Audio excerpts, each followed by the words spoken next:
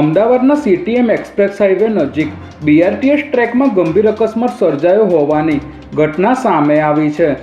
જશોદાનગરથી CTM તરફ જતા BRTS ટ્રેકમાંથી એક મોપેડ ચાલક પસાર થઈ રહ્યો હતો ત્યારે ટ્રેકમાં ચાલતી બીઆરટીએસ બસ સાથે તેની જોરદાર ટક્કર થઈ હતી। અકસ્માત એટલો ગંભીર હતો કે બીઆરટીએસ ટ્રેકમાં ઘૂસેલા સગીર મોપેડ ચાલકને બસે 60 ફૂટ સુધી ઢસેડ્યો હતો, જેના કારણે યુવકનું મોઢું છૂંદાઈ ગયું હતું અને લોહીનું ખાબોચિયું ભરાઈ ગયું હતું। ઘટનાની જાણ થતાં ટ્રાફિક પોલીસ ઘટના સ્થળે દોડી આવી હતી અને યુવકને સારવાર માટે હોસ્પિટલ ખસેડ્યો હતો, જ્યાં તેનું મોત નીપજ્યું હતું।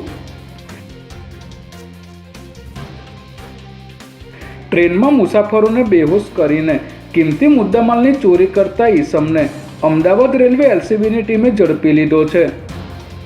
આરોપી અમદાવાદ તેમજ અન્ય જિલ્લાઓમાં ટ્રેનમાં પેસેન્જરો સાથે મિત્રતા કેળવીને ઠંડા પીણામાં ઊંઘની ગોળી ભેળવીને આપી દેતો હતો, બાદમાં બેહોશ કરીને તેમનો કિંમતી સામાન ચોરી કરી લેતો હતો। ત્યારે પોલીસે સીસીટીવી અને અન્ય બાબતો ચકાસીને દિલ્હીથી અમિત ઠાકુરને રોકડ અને મોબાઈલ ફોન તેમજ અન્ય ચોરીના મુદ્દામાલ સાથે ઝડપી લીધો હતો। આરોપીએ છેલ્લા 6 મહિનામાં જ 25 જેટલા ગુના આચર્યા હોવાનું પોલીસ તપાસમાં સામે આવ્યું છે।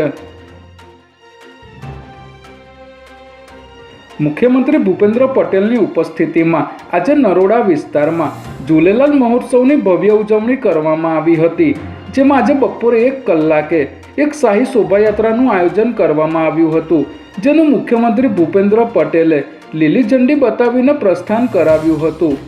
આ શાહી શોભાયાત્રા નરોડા પાટિયાથી શરૂ થઈને કુબેર અને સરદારનગર જેવા સિંધી બહુલ વિસ્તારોમાં ફરી હતી, જેમાં 100 જેટલી ઝાંખીઓ દ્વારા સિંધી સંસ્કૃતિ અને બેટી બચાવો બેટી પઢાઓ જેવા સામાજિક સંદેશાઓ રજૂ કરવામાં આવ્યા હતા। સુરક્ષાના ભાગરૂપે પ્રથમવાર સમગ્ર શોભાયાત્રાનો 3 કરોડ રૂપિયાનો વીમો લેવામાં આવ્યો હતો।